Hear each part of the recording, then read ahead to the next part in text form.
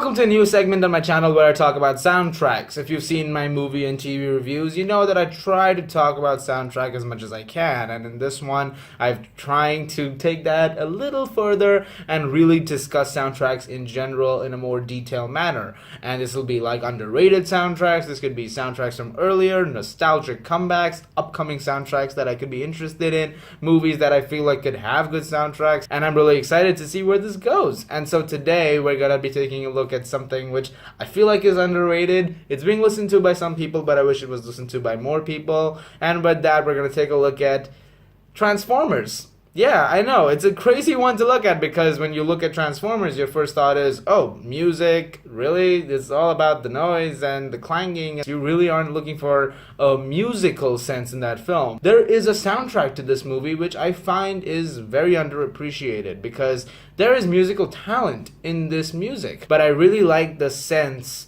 that Steve Jablonsky, the composer, is trying to get you into this because you have this medieval English tune playing at points of the soundtrack. In fact, in a lot of tracks, like the very first track, for instance, and even track number 3 called Merlin's Staff.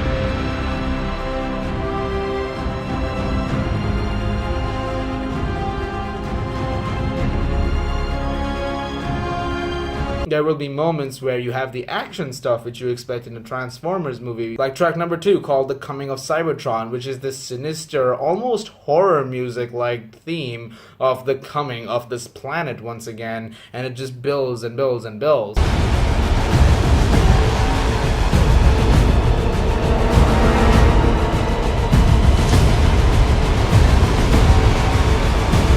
And that contrast is there throughout the entire album, which I actually really enjoy. I like the fact that it is trying to meld these two together. There are points where you will hear both the elements clash in a single track.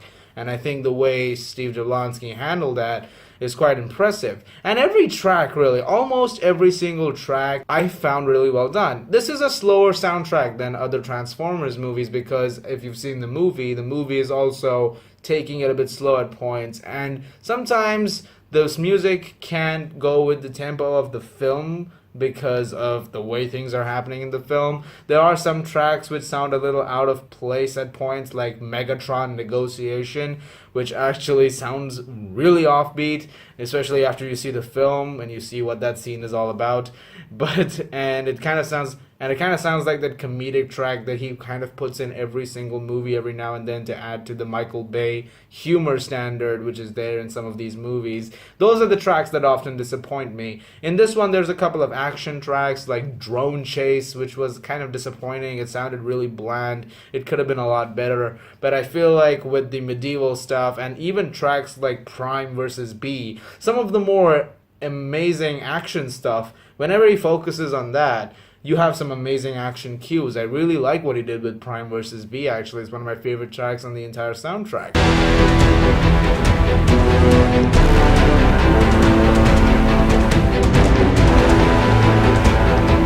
I also really like the themes he established for some characters like Izzy and Vivian. These are two characters. One of them is there in the film for some time, which is Izzy, and one of them is Vivian, who's there for a chunk of this movie.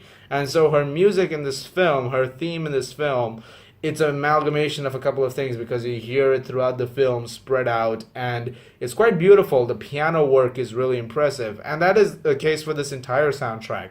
This soundtrack is very, very reliant on piano and violins, and the way it does that is beautiful.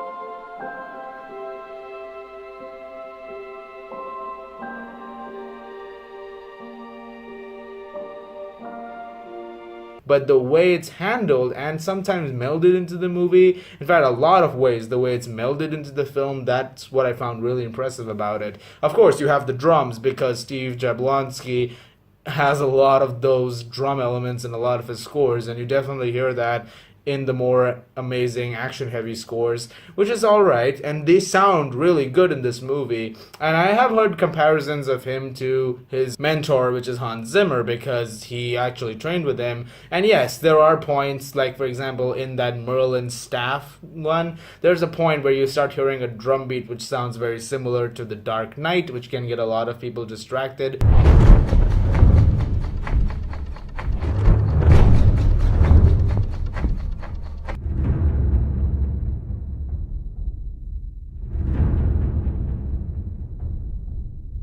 but a lot of it is his own music as well.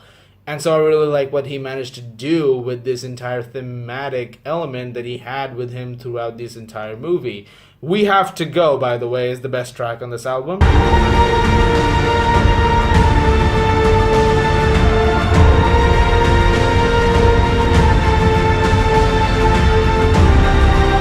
I'm gonna give the Transformers Last Night soundtrack an A-. Guys, thank you so much for looking into this new segment, and I hope you really enjoyed this video. Make sure to like and share if you really did enjoy it. And of course, please do subscribe if you really enjoyed this video, if you liked what this discussion offered up, and if you want to see other videos in this particular series and from my channel. I, of course, live to serve all of you all. Thank you guys so much as always for watching. It's been a pleasure, and it is still a pleasure, and I hope I will see you guys next time. Thank you.